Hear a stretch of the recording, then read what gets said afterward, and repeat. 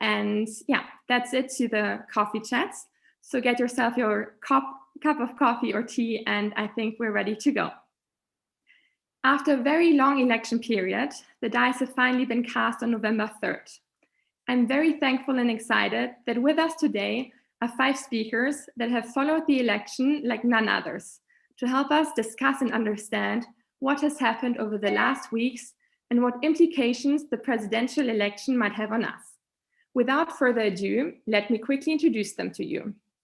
Catherine Kluwer-Ashbrook, Director of the Future of Diplomacy Project at the Harvard Kennedy School. Klaus Brinkbäumer, former Chief Editor of Der Spiegel and currently a journalist at the German newspaper Die Zeit. Sudha David Wilp, Deputy Director of the German Marshall Fund's office in Berlin. And Julius van der Laan, member of the 2008 and 2012 Obama campaign team, political strategist and campaigning expert. Thank you all very much for being with us today. Let's start with a few questions. Catherine, why don't you start?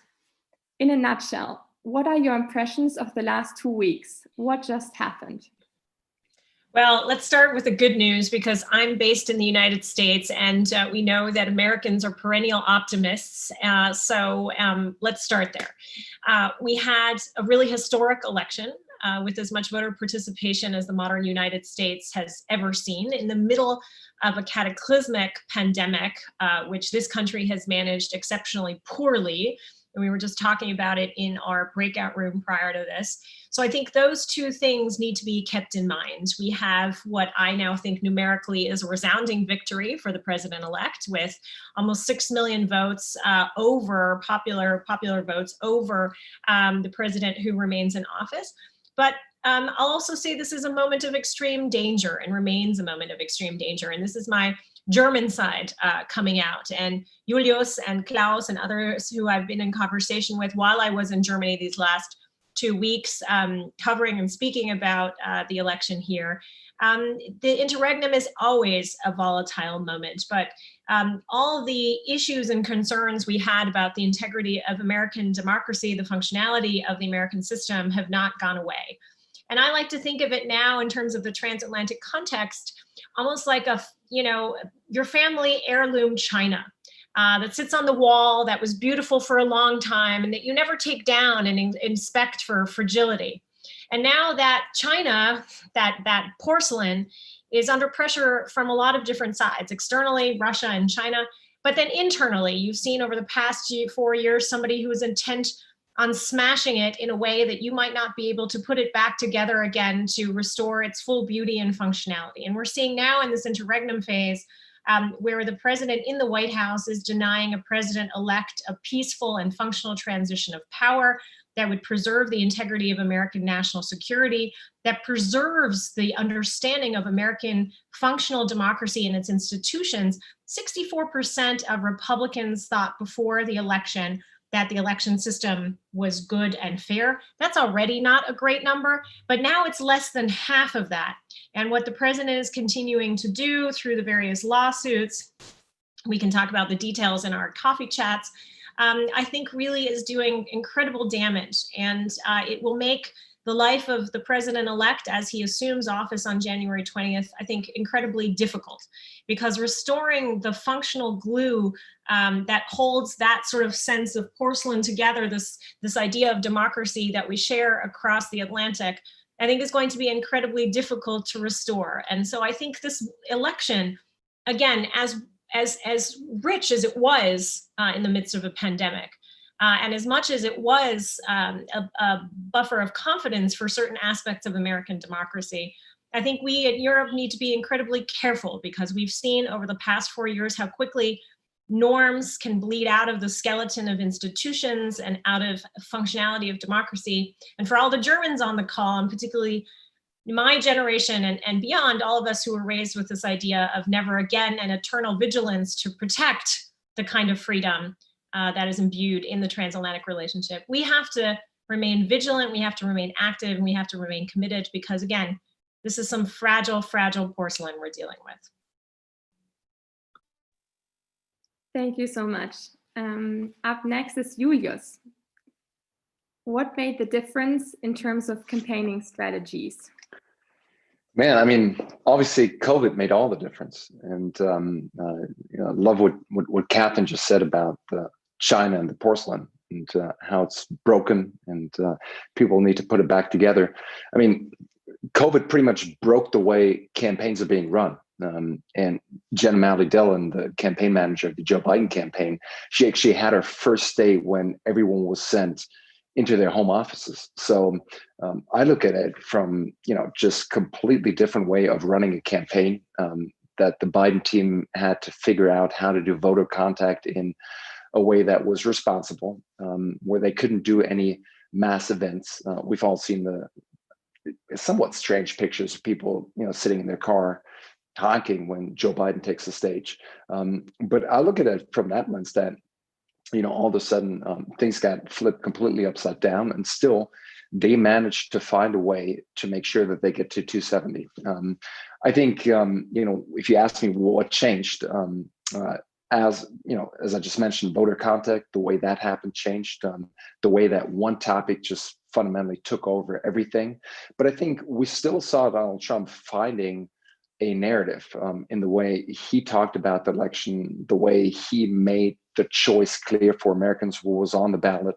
And I was surprised that there was still so much support for Donald Trump, even though all the death numbers rose, still all the infections rose. So I thought there was such an interesting election that African American turnout went up, but also the vote margin for Donald Trump expanded. Same for the Latino community. So I think there's so much data that still needs to be analyzed in the aftermath. But again, for the Biden campaign to be able to find a way to put this thing away, I thought that was a remarkable election. It taught us that every campaign is fundamentally different from the previous one. And so when I look at, 2008, 2012, 2016, 2020, every campaign was entirely different. And that sort of, just from a professional perspective, I love examining this election just because it shows that there's so much dynamic in there, and that we can take a lot from it. So look forward to hanging out with you in just a moment and talking about those things. Thanks for having me, by the way. That's great.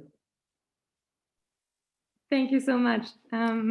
This very nicely leads us to our next question to Klaus. What does the tight outcome of the election mean for the next legislative period and the election in 2024? Sorry, Klaus, you're still muted. I can't do that. You do that, right? To unmute me? Can you hear me? We can hear you now. Sorry. Sorry. I didn't know if it was up to you or if I could do anything here. Well, the answer to what to expect from 2024 is so hard to give right now, because it really depends how this is going to end. I'm trying to foresee what Joe Biden and Kamala Harris actually will be able to do, and it's not really possible to even look that far ahead. I'm constantly being drawn towards Donald Trump, and I'm connecting with Catherine here.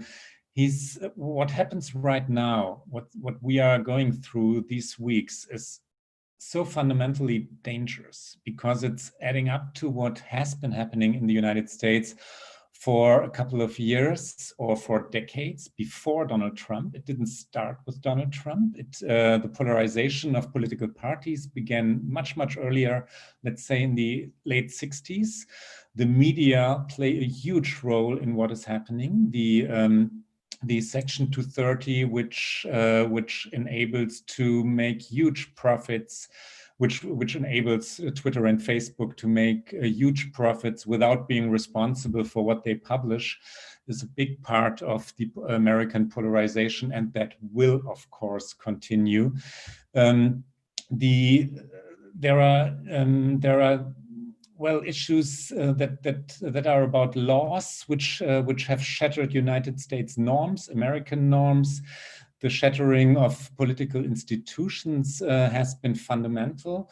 And now you see a president who's trying to hold on to his office, who is trying to hold on to his power, and his party is again enabling him. They are not stopping him. And I really wonder how far this will go. And to answer your question about 2024, of course, it's possible that on January 20th, we will have a President Joe Biden and a Vice President Kamala Harris.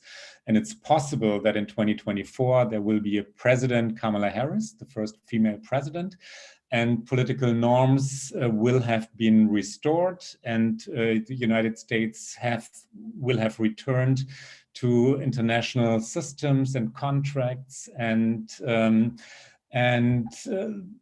But is it likely? Is it likely going to happen? I cannot really say that yet. If you ask me about my state of mind, I'm really scared and afraid that Donald Trump will again succeed in going on and on and on, and there will be no transition at all. I'm not saying it's likely yet, but it's possible. And that we are even talking about a possibility like this here, this is shocking enough. Thank you so much, Klaus. Last but not least, we have Sudha. What does the outcome of the election mean for our transatlantic relationship? Thanks, Marie, and thanks to all the students of the German American Conference for the invitation tonight. It's a pleasure to be here. I think a lot of the headlines in Europe, or what I've heard in the international media, was that there has been sort of a sigh of relief throughout capitals here in Europe. That's a common phrase that one has heard. And I think Europeans understand that Joe Biden may be a last window of opportunity to sort of reset the transatlantic relationship onto better footing than it was before. But that doesn't necessarily mean that we're going to go back to the way things were before. There's not going to be a status quo ante. I think most policymakers realize that we're out of the era of 1989 or even post 1989. We have to look beyond that time frame for a new transatlantic relationship. And that's why I also am not surprised. I don't know how many on the call have heard this phrase that's been being bantered around here in Europe about strategic autonomy, and we can get into that during the coffee chat. But I'm not surprised that the Europeans are talking about sort of paving their own way or taking their fate into their own hands, as Angela Merkel said at a beer tent rally, I guess 2 years ago. But in my opinion, I don't think that strategic autonomy and the transatlantic relationship are necessarily mutually exclusive. I think it's actually in Washington's interest to have a strong and capable Europe. That's good. It's good for America to have a strong Europe, for a strong transatlantic partnership. And I think that this debate is here because, as Klaus mentioned, Trumpism is here to stay for the near future. Trump did better than expected during the elections, and European policymakers are very savvy to US politics, and they see that the Republican Party is still going to contend with this family for the near future. But at the same time, I think Europeans need to be proactive and set an agenda for the transatlantic relationship, and not necessarily sulk into defeatism about Trump still being there. Where there is common ground, it would be good to build bridges with Republicans and not just depend on Democrats, because actually the good news is that the transatlantic relationship does receive relatively strong bipartisanship support.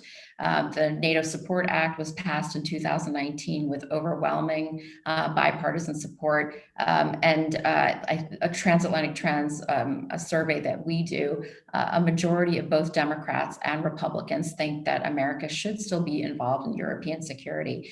So I think I'll let you go with saying that it's good to have these traditional buckets of trade and security when one thinks about the transatlantic relationship.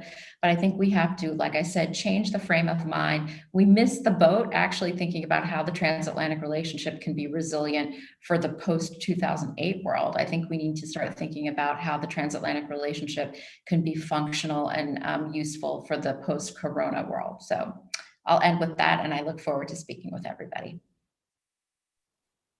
Awesome. Thank you so much. Thank you to all of you. I think we're now more than ever excited to hear more from you in the coffee chats. And with that, Kati, why don't we split up into our different breakout sessions and get to the smaller discussions. Thank you so much, guys.